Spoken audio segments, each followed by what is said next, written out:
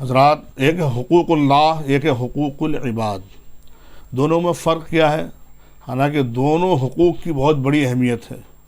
حقوق اللہ، اللہ کے حقوق. اللہ غفور ہے، رحیم ہے، کریم ہے، اگر وہ چاہے اس کی مرضی میں آئے تو معاف کر دے. لیکن حقوق العباد کا معاملہ ایسا ہے کہ اللہ نے یہ اصول بنایا ہے کہ میں اس وقت تک حقوق العباد معاف نہیں کروں گا جب تک وہ بندہ جس کے حق کی آپ نے پامالی کی ہے وہ آپ کو معاف نہ کر دے. حضرات گرامی، کل جب میدان محشر قائم ہوگا وہاں انسان کو نیکی کی بڑی ضرورت ہوگی.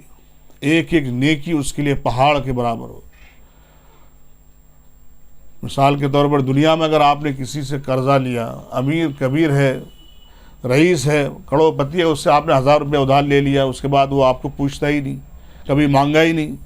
مگر اس پر کوئی مصیبت آ جائے، کنگال ہو جائے، فقیر ہو جائے، غریب ہو جائے، تو پھر اس کے بعد اس کو 1 روپیہ بھی کسی سے لینا ہو نا، پہنچ جائے گا کہ بھائی میرے پیسے لوٹا.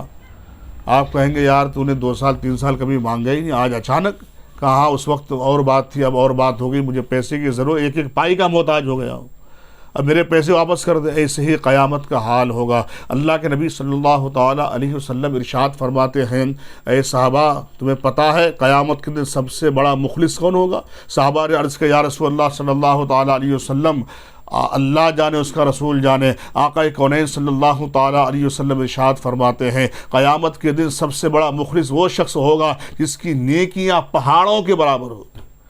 پہاڑوں کے برابر نیکیاں لے کر کے آئے گا، مگر وہ شخص وہ مفلس ہوگا. صحابہ نے عرض کیا یا رسول اللہ پہاڑوں کے برابر نیکیاں ہوگی پھر بھی مخلص ہوگا؟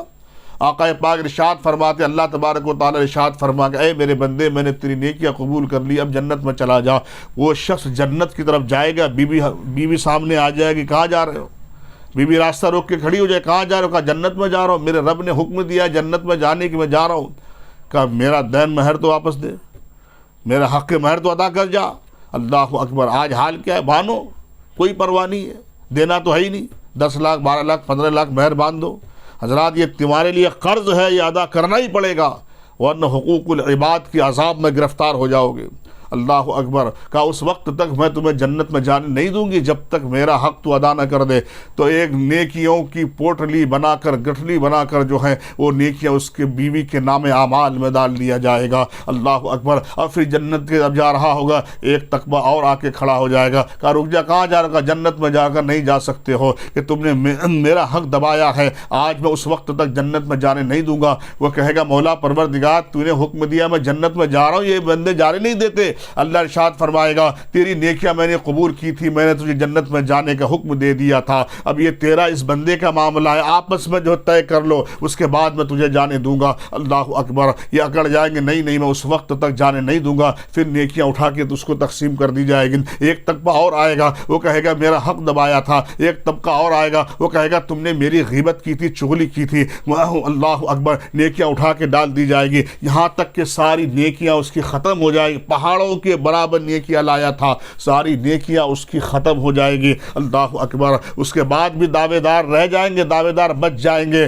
اللہ تبارک و تعالی ارشاد فرمائے گا اب جو ہیں جو دعوے دار بچ گئے ہیں اس کے گناہ اٹھا کے اس کے نام اعمال میں ڈال دیا جائے. اس کے بعد پھر جائے گا، فرشتہ کہے گا نہیں نہیں اب تو جنت میں نہیں جا سکتا. کہا اللہ نے حکم دیا، کہ اس وقت اور بات تھی جب تیرے نام اعمال میں نیکیاں تھی، اب گناہ ہی گناہ ہے، اور ایسے گناہ جو تو نے کیا ہی نہیں تھا، لوگوں کے گناہ تیرے نام اعمال میں ڈال دیے گئے ہیں. اللہ اکبر. آقا کونین صلی اللہ علیہ وسلم کی آنکھوں میں آنسو آ گئے. آقا ارشاد فرماتے پہاڑوں کے برابر نیکی لانے والا کل میدان محشر میں ایسا مفلس ہوگا، ایسا مفلس ہوگا، ارے اس کے گناہ تو اس کے گناہ، لوگوں کے گناہ بھی اس کے نام اعمال میں ڈال دیے جائیں گے. اللہ ارشاد فرمائے گا اسے جہنم میں ڈھکیل دو. پہاڑوں کے برابر نیکی لانے والا جہنم میں چلا جائے گا. اے مسلمان، تھوڑی سی زبان کی لذت کے لیے ہم جو ہے دوسرے کی غیبت کرتے ہیں، دوسرے کی چغلی کرتے ہیں، دوسرے کا حق دبا لیتے ہیں. جو ایک بالش کسی کی زمین دبا لے گا، اللہ کے نبی ارشاد فرماتے 7 زمینوں کا توق بنا کر کل میدان محشر میں اسے گلے میں ڈال دیا جائے گا. اے مسلمان، کسی کی غیبت نہ کریں، کسی کی چغلی نہ کریں. ایک بزرگ تھے، کسی نے آ کے کہا کہ حضور یہ فلاں شخص جو آپ کو گالیاں دے رہا ہے، آپ کی غیبت کر رہا ہے، آپ نے ادھر نظر ڈالی ادھر نظر ڈالی تو دیکھا ایک حلوے کا تھال تھا، کہ یہ حلوے کا تھال اٹھا کے اس کو دے دے. ایک نے کہا بات کیسی کر رہے ہیں، آپ اس کو گالی دے اگر آپ کی غیبت کر رہا، آپ حلوہ اسے دے رہے ہیں۔ اللہ اکبر، بزرگ کہتے ہیں ارے میرے بغیر پوچھے وہ اپنی نیکیاں میرے نام اعمال میں ڈال رہا ہے اور میرے گناہ اپنے نام اعمال میں ڈال رہا ہے، میں اسے حلوہ نہ دوں تو اور کیا دوں، وہ تو میرا محسن ہے۔ اللہ اکبر۔ اے مسلمانوں، اپنی زبان کو محفوظ رکھو، کسی کی غیبت نہ کرو، کسی کی چغلی نہ کرو، کسی کا حق نہ دباؤ۔ اس زبان کی لذت کے لیے، تھوڑی دیر کی لذت کے لیے ہمیشہ ہمیشہ کے لیے جو رسوا ہو جاؤ گے کل میدان محشر میں۔ اللہ کے نبی ارشاد فرماتے ہیں کسی کی برائی کرنے سے چپ رہنا بہتر ہے اور چپ رہنے سے اچھی بات کہنا بہتر ہے۔ تو اللہ تبارک و تعالی ہم سب کو دارین کی دولتوں سے مالا مال فرمائے۔